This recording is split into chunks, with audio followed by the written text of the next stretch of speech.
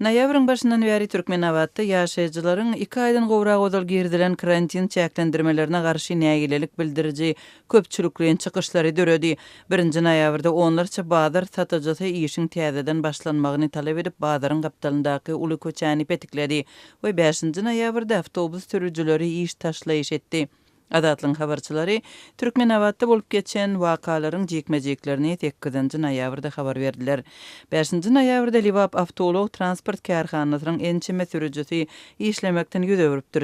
30 töwereg awtobus sürüjüsi iş taşlaýyşa gatnaşypdyr. Adatlyň habarçylarynyň sözlerine görä karhananyň ýolbarçylarynyň Haşgabatdan gelen karary esaslanyp şäher awtobuslaryna daşamagy ruhsat berilýän ýolagçylaryň sanyny epesli azaltmagy talap etmegi sürüjüleriň iş taşlaýyşyna sebäp bolupdyr.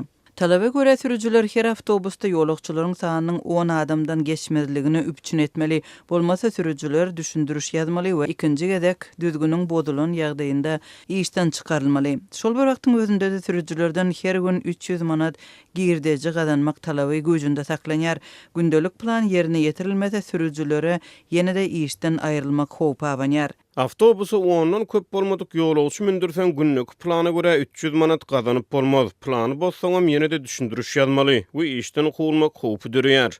Başlyk biziň ýerine ýetirişmede hut öýdi gödegçilikde saklajakdygyny duýdurdy. Dip karhananyň sürüjüsi adynyň agdalmazlygy şerti bilen gurrun berdi.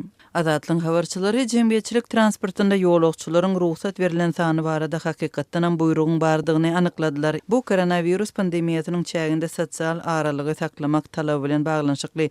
Emma talaplara laýyklykda ýolagçylaryň sany zawod tarapyndan awtobusda göz öňünde tutulan oturguşlaryň sanynyň köp bolmaly däldir. Türkmenistanda awtobuslar jemgyýetçilik transportynyň ýeketäk görnüşi bolup, awtobuslarda adam köp bolýar, dyknyşyk dörýär we goşmaça oturguçlar oturdylýar. Awtobus sürüjüleriniň iş taşlaýyşy şäher ulaglarynyň işine täsir ýetirip, Türkmenabatda awtobus gatnawyny epesli çäklendiripdir.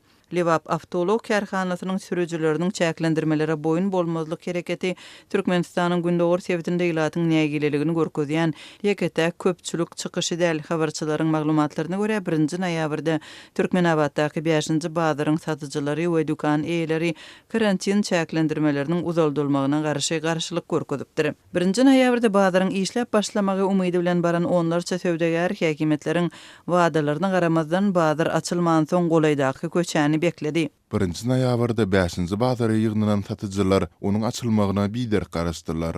8 saatdan gowrak wagtdan soň bazaryň ýerleşýän Amur köçesini tutuşlugyna petiklediler. İllerinden tutup köçäni böwetdiler. Köçede geçip barýan awtologlardan we awtobuslardan uly dyknyşyk döredi. Dip bu wakanyň şaýady azatlyk bilen gizlin söhbetdeşlikde gurrun berdi.